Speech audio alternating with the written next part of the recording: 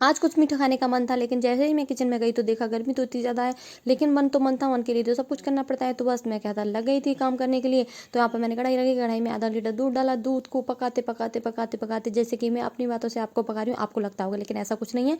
तो इसको पकाते पकाते हमें आधा कर लेना। आधा करने के बाद में इसकी बनानी है हमें रबड़ी। रबड़ी बन के जब तैयार हो जाएगी तो हमें एसी, पंखा, कूलर या फ्रिज किसी में भी इसको ठंडा करने के लिए रख देना है। ऐसे आप चाहें तो इसे ठंडी हवा में भी रख सकते हैं, लेकिन यहाँ पे 10 मिनट की जगह पे आपको 1.5 घंटा लगेगा और आपका जो खाने का सपना है वो चकनाचूर होता हुआ दिखाई देगा। तो यहाँ पे अब हम बनाते चाशनी। चाशनी के लिए मैंने आधा कटोरी चीनी ली है और उसमें इतना ही पानी डाला है और पानी डाल के इसको उबाला उबाला उबाला उबाला और उबाला करना है। तो उबाला होने के बाद में अच्छी तरह से गाढ़ी हो जाएगी। इतनी भी गाढ़ी नहीं करनी है कि ज़्यादा गाढ़ी हो जाए जैसे कि हमारी कतली बन जाए, लेकिन हमको इसको पानी की तरह रखना है। तो यहाँ पे हमारी चाशनी भी बहुत ही जल्दी 2.5 से 2 मिनट में बनके तैयार हो जाती है। तो ये देखिएगा हमारी इसी तरह से चाशनी बनानी है, इससे ज़्यादा हमें चाशनी नहीं बनानी है।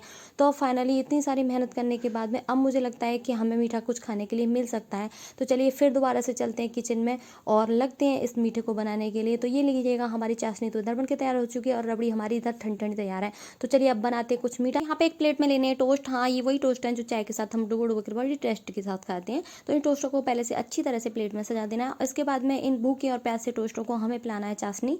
तो चाशनी इन्हें अच्छी तरह से पिलाइएगा जिससे इनकी जो भूख प्यास है वो अच्छी तरह से मर जाए।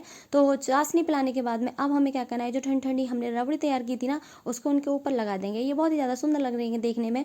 तो ये काम तो आप बहुत ही इसी तरह से कर लेंगे, आपको सभी को आता है, ये बहुत ही आसान है, कुछ भी करना इसमें मुश्किल नहीं है। तो ये करने के बाद में हमें क्या करना है, एक बार फिर से हमें टोस्ट की एक लाइन रखनी है और उसके ऊपर से फिर से हमें इनको खूब सारा पानी पिलाना है, यानी कि चाशनी पिलानी है। और चाशनी पिलाने के बाद में फिर अच्छी तरह से हमें इसके ऊपर ठंडी ठंडी रबड़ी लगानी है। लेकिन इस बार रबड़ी लगाने में आप बिल्कुल भी कंजूसी नहीं कीजिएगा। पहली बार तो आपने कर दी होगी तो कोई बात नहीं, लेकिन इस बार कंजूसी की ना तो उसका टेस्ट बिल्कुल अच्छा नहीं आएगा। तो खूब भर भर के अच्छी तरह से इसके ऊपर रबड़ी लगाइएगा। रबड़ी लगाने के बाद में अब आती है इनको मेकअप से करने की बारी, क्योंकि आप आजकल ना बिना मेकअप के तो कुछ चलता ही नहीं है। तो यहाँ पर मैंने काजू के खाली पैकेट को देखा तो हाई मेरी फूटी किस्मत, इतनी भी खराब नहीं है। इसमें 3.5 काजू निकल आया था और बादाम का तो पूरा डब्बा भरा मिल गया था। तो 2 बादाम मैंने इसमें से ले लिए थे। अब इनकी बारी आती है इनको कुटाई पिटाई करने की। तो एक खल्लर में डाल के इनको अच्छी तरह से कुटाई पिटाई कर लेंगे, जैसे इनका जो भी चर्बी है वो कम हो जाए। तो इस तरह से करने के बाद में अब हम वापस से अपने टोस्टों की तरफ चलते हैं जो हमने इधर साइड में तैयार करके रख दिए थे।